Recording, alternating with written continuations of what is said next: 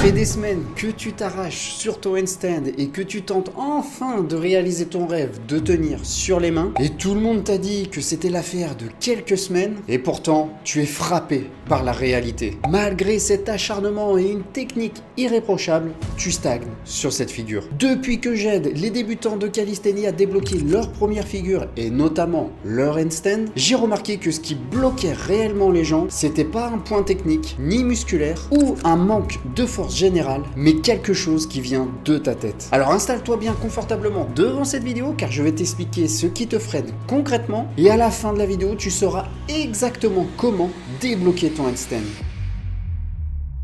Tu bosses ton handstand avec et sans mur. Et pourtant, au moment de lancer ton handstand libre, tu ne jettes pas assez fort ou alors ton lancer est catastrophique. Et je vais te le dire tout de suite, c'est pas du tout un manque de force. Car certes, oui, il y a un minimum de force requise pour le handstand, mais globalement, si tu es une personne en bonne santé physique et qui n'a pas de problème de surpoids ou d'obésité, tu as la force minimum pour tenir sur tes mains. Alors ça viendrait de la technique? C'est possible, oui. Mais si tu arrives à très bien lancer ton handstand et à super bien le tenir quand tu t'assistes d'un mur et que sans tu galères, c'est que ça vient pas réellement de la technique en tant que telle. Pourquoi? Quand tu le fais contre le mur, tu y arrives très bien. Et pourquoi dès qu'il n'y a plus le mur, tu n'y arrives plus du tout? Tout simplement parce que le mur te rassure. Et oui, tu l'as compris. Dès que tu passes en libre, consciemment ou inconsciemment, tu as peur de tomber quand tu te lances. Et je te rassure, cette peur est tout à fait normale. C'est une réaction humaine et physiologique. Ta peur est souvent due au fait de lancer trop fort et de tomber sur le dos et te blesser, voire pire. Cette peur est un peu comme toutes les peurs, c'est un héritage évolutif qui est généré par ton instinct de survie. Et encore une fois, je te le dis, cette peur peut être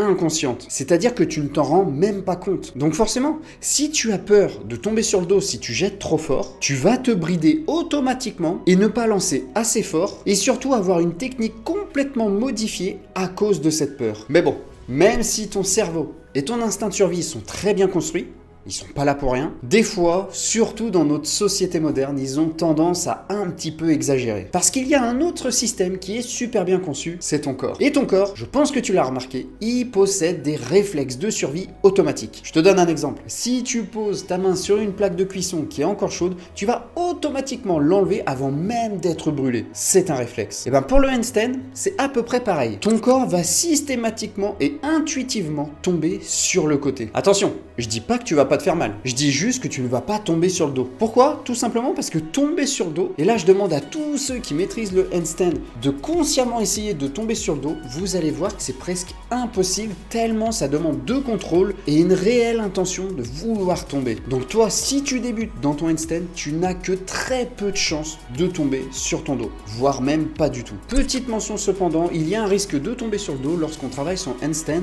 en hauteur, notamment sur des barres de dips qu'on peut trouver sur les parcs de calisthénie. Pourquoi? Tout simplement parce que la hauteur va faire que vous allez avoir peur de tomber sur le côté parce que vous ne savez pas si vous allez réussir à bien atterrir. Du coup, vous allez agripper très très fort les barres, vous n'allez pas les lâcher alors que vous êtes en train de tomber et là, vous allez tomber sur le dos et vous faire extrêmement mal. C'est pour ça que je vous conseille de encore plus le maîtriser et d'être sûr de ce que vous faites avant de passer au travail sur les barres de dips. Mais clairement, si tu travailles au sol ou sur des parallèles complètement basiques, tu ne risques absolument rien. Donc, tu sais que c'est la peur qui te freine. Et tu sais aussi que cette peur est en quelque sorte irrationnelle. Mais pourtant, ça ne change rien. Et oui, car savoir que c'est safe ne supprime pas la peur. Ton cerveau a besoin d'apprendre par l'expérience. Et le problème, c'est que toi, tu évites de l'entraîner. Vu que tu n'arrives pas à l'entraîner sans le mur, que tu as peur et que tu ne progresses pas lorsque tu es en libre, 90% de tes entraînements sont composés du travail avec le mur. Et encore, je dis 90, mais ça peut même monter jusqu'à 100%. Tu fais des handstands dos contre le mur, ventre contre le mur, tu entraînes ton lancer, tu gères ton équilibre, mais tu es tout le temps assisté avec le mur. Mais comme je te le dis, le mur te rassure. Il t'apporte une sécurité mentale. Et à force, il va entretenir ta peur au lieu de la résoudre. Car comme je te l'ai dit, le problème n'est pas technique. Donc bourriner le mur en espérant améliorer ta technique alors que tu as déjà la technique et en plus de ça, tu as la force et la compréhension, ça ne sert absolument à rien à part nourrir ta peur de lancer en libre. Parce que tu évites le libre. Parce que je vais te dire un truc qui va te paraître bizarre, mais si tu maîtrises à 100% ton lancer quand il y a le mur, eh ben tu maîtrises à 100% ton lancer quand il n'y a pas le mur. La différence, c'est qu'il n'y a pas cette petite assistance pour te rassurer mentalement. Mais sinon, ton lancer est exactement le même. Pour te faire une analogie, pour que tu comprennes vraiment à 100% le principe de la peur et de ce qu'elle fait sur ton corps, je vais te demander de marcher un pied l'un devant l'autre chez toi et de marcher sur une dizaine de mètres. Tu vas très bien réussir à le faire. Tu n'auras pas besoin de mettre les bras comme ça. Tu vas réussir à avancer tout droit. Tu vas pouvoir regarder à gauche, à droite, tranquillement. Mais fais ça à 5 mètres, voire 10 mètres. Même 1 mètre si tu crains un peu le vide. Tu verras tout de suite que la peur du vide, malgré que le mouvement soit exactement le même,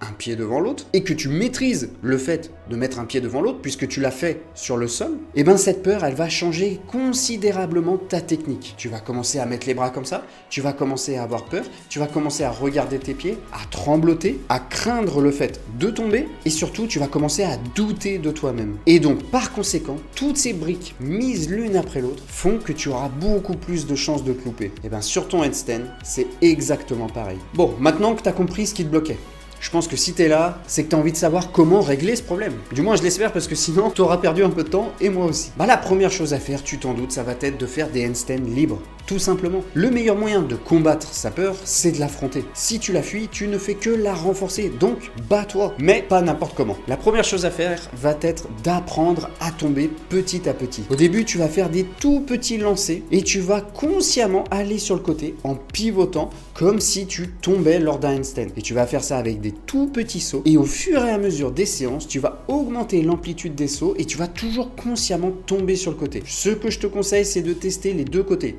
gauche et droite, et de voir le côté où tu es le plus à l'aise. Sois progressif sur cet exercice pour bien ancrer et faire comprendre à ton cerveau que c'est safe et que tu maîtrises la chute. En parallèle, tu peux toujours utiliser le mur pour continuer à travailler un petit peu ton lancer en conscientisant la technique exacte pour pouvoir la répliquer à 100% quand il n'y a pas le mur. Le but là, c'est de montrer à ton cerveau que ça aussi tu le maîtrises. Tu maîtrises la chute et tu maîtrises le lancer. Mais attention, comme je te l'ai dit juste avant, la priorité est au handstand libre. Donc le travail au mur ne doit représenter que 15 à 20% de tes entraînements. Le reste, c'est en libre pour combattre ta peur. Répète tout le temps. Chaque jour, sois régulier, même 10-15 minutes par jour. Et même si tu chutes, même si tu rates, continue et relève-toi et tu verras qu'au bout de quelques jours, tu n'auras même plus peur. Au début, si tu as vraiment trop peur, je te conseille de te créer un cadre rassurant. Travaille dans un espace dégagé, une zone ouverte avec aucun mur ou objet pour te gêner, pour réduire les risques inutiles. Tu peux également, si vraiment tu as beaucoup peur, placer des petits matelas ou des petits coussins tout autour de toi pour être sûr que si tu tombes, tu tomberas sur quelque chose de mou et tu ne te feras absolument pas mal. Mais clairement, je te le dis, ne te conforte pas avec ce matériel et ne l'utilise que les premiers jours. Ton but, je pense, c'est de pouvoir lancer des handstands où tu veux,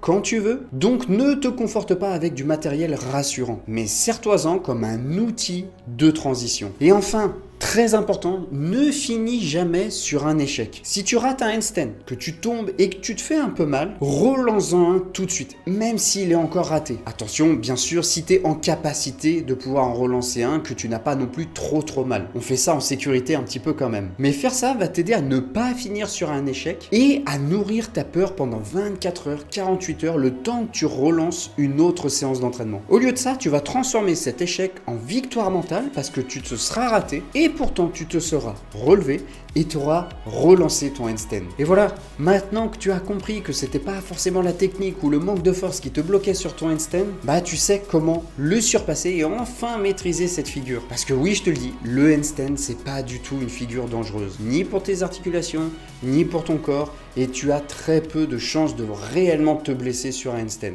à part si tu fais vraiment n'importe quoi. Et autre chose, comprends bien que la peur ne se contourne pas, surtout si elle n'est pas pertinente et irrationnelle. Tu dois confronter cette dernière en étant régulier et surtout en travaillant en libre plutôt que de te conforter avec le mur. Tu es bien plus capable que tu ne le crois.